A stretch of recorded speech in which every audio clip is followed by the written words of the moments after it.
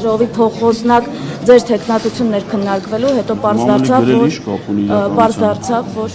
շատ դեպքերում իրականություն մամուլի գրառումները իրականության հետ կապ չունեն, մենք ազգային ժողովի փոխոսնակի հարցը քննարկել ենք այսօր առավոտյան խմբակցության առաջ երբևէ քննարկում չի եղել, չգիտեմ մամուլի ջան։ Որոշումը խմբակցության ղեկավարը կամ քարտուղարը իրանք են իրավասու խմբակցության առաջարկածը։ Ուրեմն ասեմ ձեզ, որ ազգային ժողովի նիստը ընթանում է կոպտագույն խախտումներով կանոնակարգի եւ Կնյազը Հասանով չի կարողանում, իրավիճակը չի տիրապետում եւ չի կարողանում նիստը ըստ կանոնակի պահանջների կատարել։ Ես նույնիսկ իրան ուզում եմ առաջարկել, եթե տարիքին այնքան իր տարիքն է հիշում, ինքը թոշակային տարիքի է։ Վարչապետը լայն հնարավորություններ է ստեղծել թոշակառուների համար լառնակա գնալու, ասենք ինքը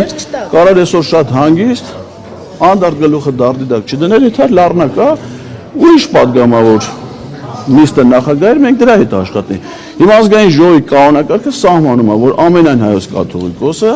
ունի ելույթի իրավունք եւ ինքը որ քանի դեռ ազգային ժողովի ղեկավարություն ընտրված չի նախագահ տեղակալել, ինքն է պատասխանատու նիստի ըստ կանոնակարգի պահանջների կատարման համար, այսինքն ինքը պարտավոր է ճշտի, վեհապարը հրավիրվել է թե կարող է հրավիրվել է ինքը չի եկել, չգիտեմ, ասենք այսօր Կիրակի օր է, Վահագնովակի մեն այդ հակաքրիստոնեական որոշում է, չէ՞, այսօր մեզ սաղից աշխատացնում է։ Դռները փակ չէին իրար։ Չէ, ասենք այդ ինքը չպիտի որոշի, ընդհանրապես ասենք հիմա հանրապետության նախագահ գլուխ կախ է եկել, չեն հրավիրել իրան։ Արարողակարգի աշխատակիցները չեն ասել, իրան ով այդ մուտքի մոտ դիմավոր նախագահը, չէ՞, նախոսովորական ասենք չի գալու միջանցներով մանկապետի, արարողակարգի աշխատակից է, չէ՞, ուղեկցում դի դիմավորեն, ուղեկցեն դահլիճներ, այդ է նշանակում պատվավոր մարդկանց, այդ թվում նաև նախագահի ու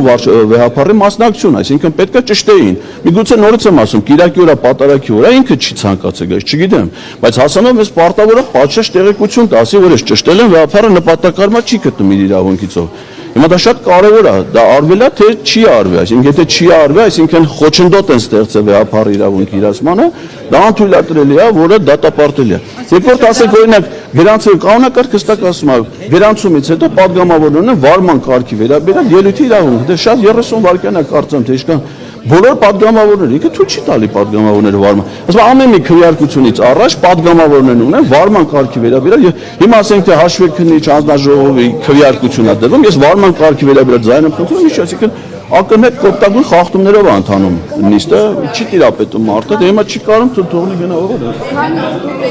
Հումորի լավ զգացում ունեք, ինքս կմեկնաբանեք այն, որ իշխանությունները ծափահարում էին, ընդդիմադիր պատգամավորների անունը երբ կարդում էին, ընդդիմությունը միայն ծափահարեց Արթուր Սարգսյանի պարագայում, սա ինչ է, այդպես փորձում են ձեզ զգուշացնել, որ այդ ծափերի ներքո դուք ձեզ դեռ խորհրդարանում կտեսնեք։ Ես չգիտեմ այդ ծափերը ճիշտ ասած կանոնակարգով նախատեսված չի, որ պատգամավորները պիտի ծափ տան։ Հետևաբար թե ով ինչ էմոցիոնալ դրսևորումներ է ցուցաբերում, ես չգիտեմ։ Ես ինքս Արթուր Սարգսյանի անունը հնչելուց ծափարել եմ ոչ թե բանի համար, որ դա իմ մոտ ինչ-որ բան էմոցիաներ առաջացրել, այլ նրա կարգավիճակը։ Ես անթույլատրել եմ եւ այդ հարցն էլ պետք է ճշտվեր Հասանովից։ Պաստորեն ազգային ժողովի գործող 9-րդ գումարման պատգամավորը հնարավորություն չունի մասնակցելու նիստի, երբ որ ես որպես 9-րդ գումարման պատգամավոր դատախազի նման համաձայնություն չեմ տվել նրան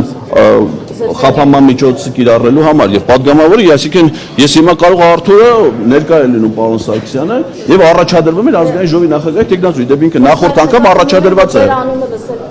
Չգիտեմ հիմա իրանց էմոցիաները իրանց հարցերից չի։ Ուժեղ Հայաստանը հայտարարել է, որ մանդատները վերցնում են, որպեսզի եւ խորհրդարանով եւ փողոցով Նիկոլ Փաշինյանին հեռացնեն։ Կա հստակ ժամանակացույց, դուք գիտեք, երբ եք օրինակ մոտավորապես աշնանն եք հեռացնելու Նիկոլ Փաշինյանին, ձմռանը, թե եկող գարնանը։ Մենք նետած խնդիր չենք դրել ժամանակացույց կազմելու, մենք քաղաքական խնդիր ենք ձևակերպել եւ առաջի հնարավորության եւ բոլոր հնարավորությունները կիրառվելու են այդ ուղղությամբ եւ առաջի հնարավորության դեպքում դա արվել է։ Ժամանակացույց չունենք։ Վստահության գործընթացն է մի տարի հետո, եթե ոչ, նոր քիչ առաջ ասում են, այ վարչապետ կառավարության գործունեության ծրագիրը։ ուղղակի հասկանանք էլի։ Հասկացեք։ Չէ, ոնց է, ասացիք հնարավոր։ Ասացի, առաջինը կառավարության գործունեության ծրագրի քննարկումն է։ Այդ ազգային ժողովը հավանություն չի տալի կառավարության ծրագրին, վարչապետը հեռացնում է եւ ազգային ժողովը ընտրում է նոր վարչապետ։ Դա առաջին հնարավորությունն է այդ ժամանակ։ Չգիտեմ, չեմ խոսել հետ։ Քանի որ ծրագիրը քննարկվի կերեւա։ Ոչ։ Քանի որ խախտումներից խոսեցիք, նաև վեհապարին չհրավիրելու կամ չգիտեմ, պատշաճ ճետարարող կարգը չպահպանելու հետ կապված, ինչ որ քայլեր որպես պատգամավոր ձեռնարկելու եք այս խախտումների ուղղությամբ, նաև վեհապարի մասին։ Կարծում եմ մենք խմբակցությունը քննարկել կոպտագույն խախտում է կանոնակարգի, եւ չի կարա ազգային ժողովի նիստը սկսի հենց կանոնակարգի կոպտագույն խախտումներով։ Կարծում եմ որ մենք խմբակցությունով քննարկենք եւ այդ հիմա, այսինքն դա անհատական պատգամավորի տիրույթում չի էլի, խմբակցությունով կարծում եմ դիրքորոշում կունենանք։ Ղազարյան, դուք փոշմանում եք ձեր այն հայտարարության համար Սակրավորի, Պայթունի, ռումբի թեմայով, որ արել եք եւ մեծ աղմուկ էր բարձրացել, ասում եք ով մտնի հանի այդ բանը, ռումբը թող պայթի, ինչ կասեք։ Դա Հայի մահ էիք ցանկանում։ ոչ, նման բան գոյություն չունի։ Դե Սակրավորը հայ է, որ պետք է հաներ։ Պատասխանը։ Ուրեմն այդ կապակցությամբ մի շարք պատգամավորներ, եթե ազգային ժողովի նախագահի հավակնորդը տեսանյութը ինձ իմ ասային անձնական վիրավորանքներ հնչեցնելով եւ այլն, ինչի կապակցությամբ ես պատրաստում եմ քաղաքայցով առաջիկայում դատի տալ վերջնաժամկետը կարծեմ վաղն է, անպայման կտամ այդ հայցը, որովհետեւ նրանք Ռուբինյանին վիրավորանքի եւ զրպարտության համար, որովհետեւ այն տեսանյութը, որ իրանք մի հատվածը ընդամենը տարածում են, դա հայելի ակումբում 2024 թվականի իմ խոսքից է հատված,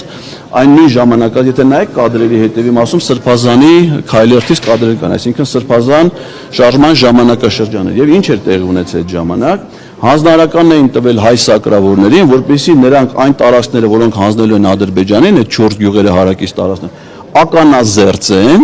նոր հանձնեն Ադրբեջան։ Եթե հիշում եք, ՊՆ-ն նաև հայտարարություն անով, որ հեսա պայթյունները լնելու ոչ բացի ականները պիտի պայթեցնեին, որ նաև թուրքերը լսեին դրա ձայնը։ Ես մինչև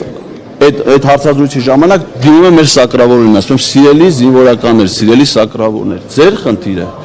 այդ տարածքները ականապատելն է, ոչ թե ականազերծելն է։